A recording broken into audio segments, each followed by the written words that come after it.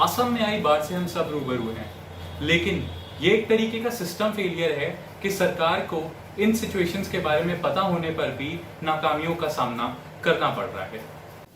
Nature यानी प्रकृति हमारे एनवायरनमेंट का एक सबसे बड़ा और एसेंशियल फैक्टर है, जिसको छेड़ने के मतलब है अपने साथ खिलवाड़ करना। फ्लड्स के कारण तकरीबन इस साल 35 लाख लोग फ्लड्स की परेशानियों से जूझ रहे हैं। इन फ्लड्स और लैंडस्लाइड्स की वजह से इस साल असम में 102 लोगों ने अपनी जान गंवाई। इन 102 में 76 यानी कि 76 काउंट्स ऐसे हैं जो कि बाढ़ की चपेट में आए और अपनी जान गंवा बैठे। जब IMD यानी इंडियन मीटियोरोलॉजिकल डिपार्टमेंट ने इस बात की जानकारी दी कि 19 से 21 जुलाई के बीच भारी बारिश के चांसेस हैं, तो ये एक तरीके का साइरन था कि बाढ़ से आने वाली खतरे और बढ़ सकते हैं। करेंटली 49,000 काउंट्स यानी कि 49,000 प्लस ऐसे लोग हैं जो अपने आप को 300 अलग अलग राहत कैंप्स में शरण दे चुके हैं। ये वो लोग हैं जो बाढ़ के कारण सबसे ज्यादा मार झेले हैं। मीनवाइल अभी भी इन एरियाज में रेस्क्यू ऑपरेशंस जारी हैं, जिसमें NDRF, SDRF, लोकल पुलिस की टीमें शामिल हैं ताकि बाढ़ से जूझ रहे लोगों को वहां से निकाला जा सके।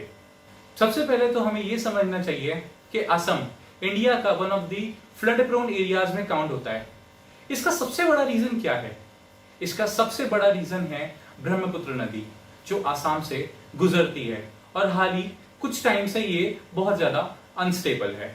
रिसर्चर्स का मानना है कि 1950 में नॉर्थ ईस्टर्न रीजन में सबसे बड़ा और सबसे विशाल अर्थक्वेक आया था, जिसका रीजन है कि ये ब्रह्मपुत्र नदी और अनस्टेबल हो गई थी।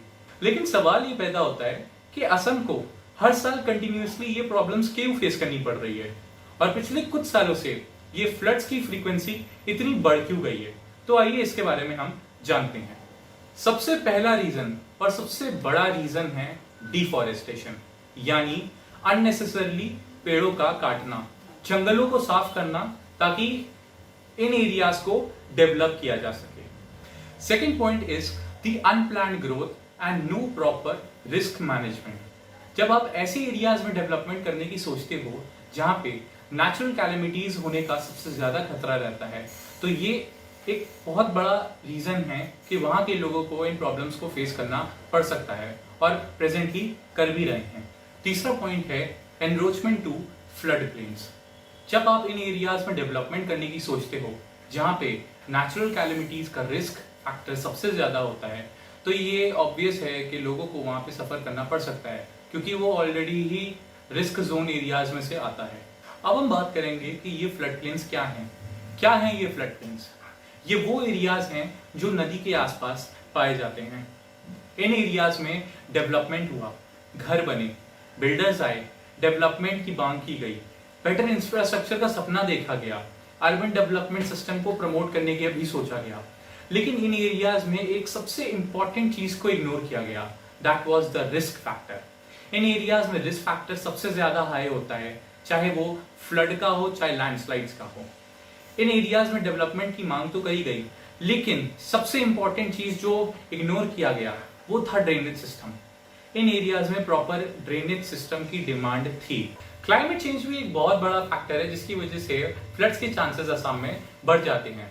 जब गर्मियों में ग्लेशियर्स मेल्ट करते हैं तो पानी का लेवल बढ़ता है और यही मानसून में बारिश की पानी की वजह से पानी का लेवल और बढ़ने लगता है, जिसकी वजह से रिस्क बढ़ता है और ये पानी अपने साथ काफी सारा सेडिमेंटेशन, न्यूट्रिएंट्स और वैल्यूएबल मिनरल्स कैरी करता है, जिसकी वजह से असम की सॉइल की फर्टिलिटी बढ़ती है। अब हम बात करेंगे एम्बैंकमेंट्स की कि क्या है ये एम्बैंकमेंट्स और ये किस तरीके से फ्लड्स की प्रॉब्लम्स को कंट्रोल करते हैं। ये एम्बैंकमेंट्स एक तरीके की वॉल है जो कि कंक्रीट या मिट्टी से भी बनी होती है। ये एक तरीके का हिस्टोरिकल सोल्यूशन है ताकि ये पानी के लेवल को रोक सके। बट क्या ये काफी है? एक तरीके का फॉल्स होप है जो ये लोगों को देती है कि पानी उसी लेवल में बहेगा जहां तक ये वॉल सिचुएटेड है, लेकिन ऐसा नहीं है, क्योंकि पानी को स्पेस चाहिए होता है। पानी फ्रीली फ्लो करना चाहता है और वो फ्रीली ही फ्लो करता है क्योंकि उसको जितनी स्पेस चाहिए वो उसी स्पेस के हिसाब से बहेगा। अगर हम पानी के बहाव को जो है नैरो करेंगे, अगर हम पानी के स्पेस को छोटा कर देंगे, नैरो कर देंगे, तो ऑब्वियस है पानी की स्पीड बढ़ेगी और बढ़ती स्पीड के साथ साथ पानी का लेवल भी बढ़ता जाएगा, जिसके कारण उसके नीचे का सेडिमेंटेशन है वो भी बढ़ेगा। और अगर हम उसका प्रॉपर मेंटेनेंस नहीं करेंगे तो एक टाइम आएगा कि वो पानी ओवरफ्लो करने लगेगा। बात करते हैं अब हम जानवरों की जो कि सबसे ज्यादा सफर कर रहे हैं। आपको पता है पिछले कई सालों में राइनोसोरस यानी गेंडे की मौत हंटिंग या पोचिंग से नहीं बल्कि फ्लड्स की होने वाली प्रॉब्लम्स की वजह से हुई है। 2016 में इसका आंकड़ा कुछ 307 था, वही 2017 में ये 507 के आसपास हो गया। Animals are suffering. कहते हैं ये बाढ़ का पानी नेशनल पार्क्स के लिए काफी अच्छा था क्योंकि इट रिवाइटलाइजेस द ग्रासलैंड। इन सिचुएशन में ये जानवर हायर ग्राउंड्स पे चले जाते थे, बट इन 2019 यानी 2019 में 90% ऑफ द नेशनल पार्क बाढ़ की चपेट में आ गया, जिसका मतलब है उन हायर ग्राउंड्स तक भी पानी भर गया जहां पे ये जानवर अपने आप को पनाह देते थे। इन जानवरों के लिए कोई भी जगह नहीं मिली ताकि ये अपने आप को सेव कर सकें, resulting in deaths of these animals. अब हम बात करेंगे सॉल्यूशंस कि क्या है इसके सॉल्यूशंस जिसकी वजह से हम इन फ्लड प्रोन एरियाज में फ्लड जैसी प्रॉब्लम्स को कंट्रोल कर सकते हैं।